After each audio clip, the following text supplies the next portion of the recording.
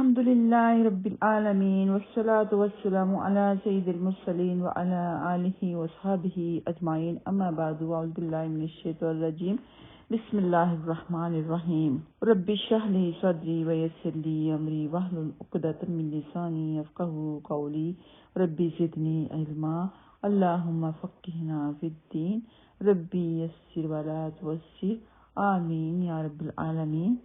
آج ہم انشاءاللہ تعالیٰ قسط نمبر 12 میں حوض کوثر سے محروم رہنے والے 4 بد نصیب جو ہوں گے ان کے بارے میں جانیں گے کہ وہ کون ہیں۔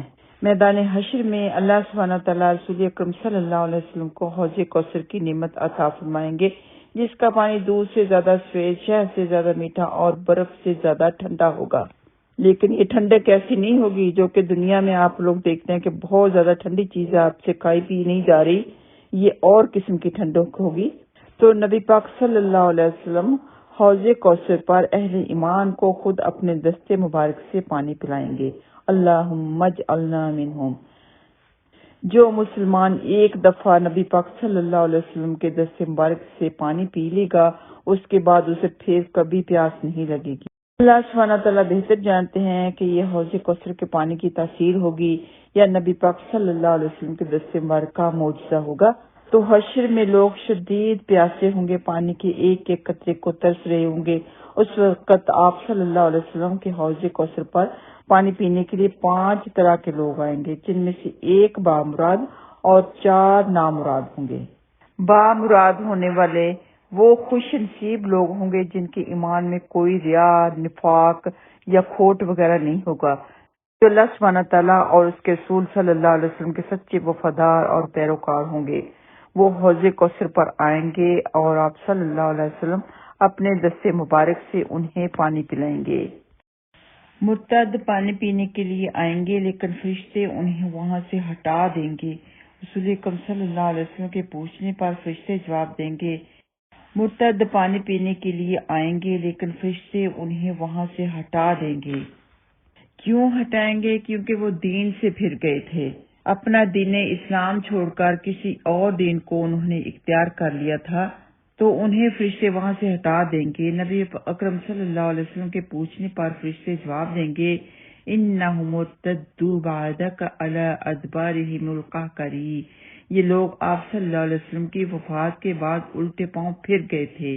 یہ بخاری میں موجود ہے۔ کفار، مشرکین، منافقین، یہ سب لوگ بھی پانی پینے کے لیے حوض کوثر پر آئیں گے، لیکن نبی اکرم صلی اللہ علیہ وسلم انہیں حوض کوثر سے دھتکار دیں گے۔ ابن ماجہ کی حدیث میں الفاظ یہ ہیں کہ نبی پاک صلی اللہ علیہ وسلم نے فرمایا، میں اجنبی لوگوں کو حوض سے اس طرح ہٹا دوں گا جس طرح اونٹوں والا اپنے حوض سے اجنبی اونٹوں کو ہٹا دیتا ہے۔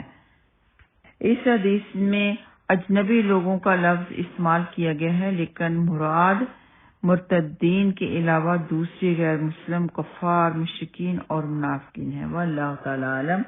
تو بدعتی لوگ بھی حوض کوثر پر پانی پینے کے لیے آئیں گے، وہ مسلمان تو ہوں گے لیکن بدعتیں پھیلاتے تھے، ایسی باتیں خود ہی بتاتے تھے جو دین سے ثابت نہیں تھی، خود ہی فضائل بتا دیتے تھے وغیرہ وغیرہ۔ تو ان کے حوض کوثر کے پاس آنے پر فرشتے انہیں حوض کوثر سے دور لے جائیں گے۔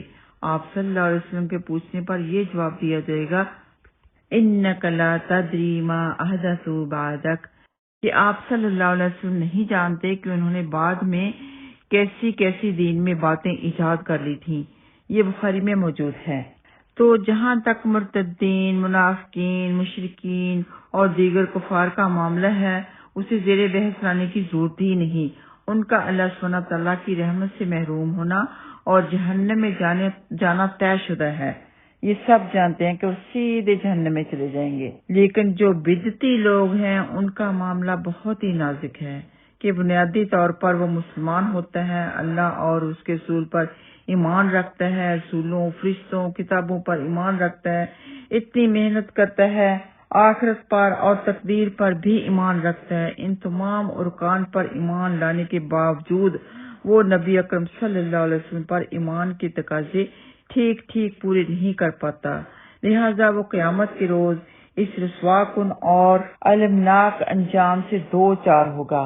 بدعتیوں کے بارے میں حدیث ہے جو کہ نسائی میں موجود ہے کہ نبی اکرم صلی اللہ علیہ وسلم نے فرمایا کلو محدثات بدعہ، یعنی دین میں ہر نئی بات بدعت ہے۔ کوئی بھی دین میں کوئی نئی بات ایجاد کرے گا تو وہ بدعتی ہی کہلائے گا۔ اور ایک دوسری حدیث میں ارشاد فرمایا ہے کہ جس نے دین میں کوئی ایسا کام کیا جس کی بنیاد شریعت میں نہیں وہ مردود ہے۔ یہ بخاری اور مسلم میں موجود ہے۔ دونوں حدیثوں سے جو بات واضح ہو رہی ہے وہ یہ ہے کہ ہر وہ کام جو نبی اکرم صلی اللہ علیہ وسلم نے اپنی حیات طیبہ میں نہ خود کیا ہو، نہ اس کا حکم دیا ہو اور نہ ہی کسی صحابی کو کرتے دیکھ کر خاموشی اختیار کی ہو، یعنی اسے اجازت دی ہو، وہ کام بدعت ہیں۔ کہ نبی پاک صلی اللہ علیہ وسلم نے صحابہ کرام کو بھی وہ کام کرنے کی اجازت نہ دی ہو تو وہ کام بدعت ہوگا۔ مثلا نبی اکرم صلی اللہ علیہ وسلم نے صحابہ کرام رضی اللہ تعالیٰ عنہم کو اذان دینے کا طریقہ خود سکھایا جو اللہ اکبر سے شروع ہوتی ہے۔ اگر کوئی شخص اللہ اکبر سے پہلے درود شریف کا اضافہ کرتا ہے تو وہ دین میں نئی چیز ہے، بس جتنا بتایا گیا ہے اتنا ہی رہنے دیا جائے۔ اور ایسے ہی وضو سے پہلے بسم اللہ الرحمن الرحیم کچھ لوگ کہہ دیتے ہیں، لیکن نبی پاک صلی اللہ علیہ وسلم نے صرف اور صرف بسم اللہ کہا، تو ہمیں بھی ایسے ہی کہنا ہے۔ اس کے بعد اس سے پہلے جتنی دفعہ مرضی آپ بسم اللہ الرحمن الرحیم کہہ لیں، لیکن وضو کرنے سے پہلے، کھانا کھانے سے پہلے صرف بسم اللہ ہی پڑھیں گے۔ اسی طرح میت کے ایصال ثواب کے لیے بعض امور سنت سے ثابت ہیں، مثلا صدقہ، قربانی، حج اور استغفار۔ تو یہ چاروں امور تو سنت رسول اللہ صلی اللہ علیہ وسلم سے ثابت ہیں، لہذا یہ بدعت نہیں۔ البتہ قرآن خوانی کرانا، سوئم، 10واں، 40واں، 9واں، یہ سب سنت سے ثابت نہیں ہے۔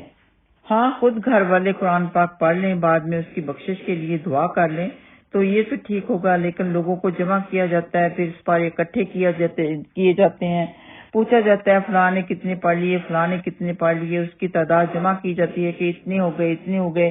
پھر گٹلیاں رکھنے کا بھی رواج ہے کہ کوئی فوت ہو گیا تو کپڑا بچھاتے ہیں، گٹلیاں رکھ دیتے ہیں، 1,00,000 گٹلی رکھ لی، کسی نے استغفار پڑھ لیا، کسی نے کچھ پڑھ لیا، لیکن استغفار تو اس کے لیے کرنا جائز ہے، بلکہ یہ مسنون عمل ہے۔ لیکن اس کے علاوہ آپ گٹلیاں جو رکھتے ہیں ایک ماحول سا بنا دیتے ہیں کہ اس گھر میں مرگ ہوگی ہے۔ ایک تو پہلے ہی اداسی ہوتی ہے، پریشانی ہوتی ہے، اپنے کے جانے کی جدائی کا غم ہوتا ہے، اور دوسرے یہ گٹلیاں وغیرہ رکھ کے ماحول کو زیادہ سنجیدہ بنا لیا جاتا ہے۔ تو ایسے سب کاموں کا نہ تو نبی پاک صلی اللہ علیہ وسلم نے حکم دیا اور نہ خود کیا، نہ بعد میں صحابہ کرام نے کیا، اور نہ ہی ان میں سے کسی بات کی کسی صحابی نے اجازت مانگی اور نہ ہی ان کو اجازت دی گئی، لہٰذا یہ سارے امور بدعت کہلائیں گے۔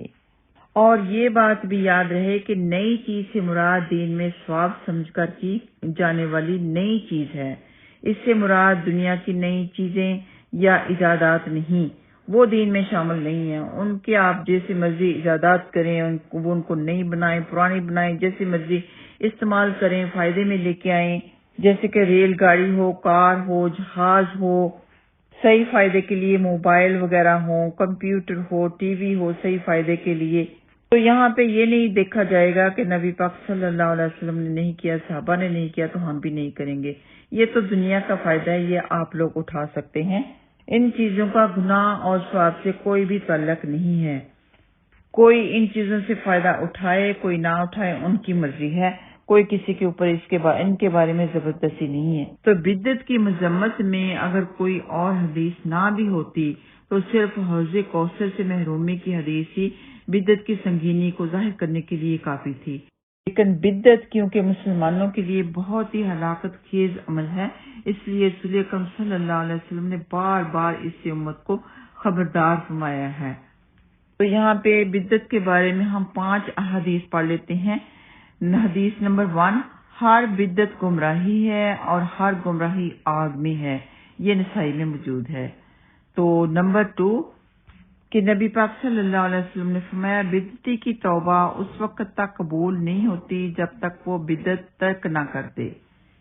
یعنی بدعتیں کرتا بھی رہے اور توبہ بھی کرتا رہے تو اس کی توبہ نہیں قبول ہوگی، جب تک کہ وہ بدعت کو ترک نہ کر دے اس کی توبہ نہیں قبول ہوگی۔ نمبر 3 کہ نبی پاک صلی اللہ علیہ وسلم نے فرمایا ہلاکت ہے ان کے لیے جنہوں نے میرے بعد دین کو بدل ڈالا، یہ بخاری اور مسلم میں موجود ہے۔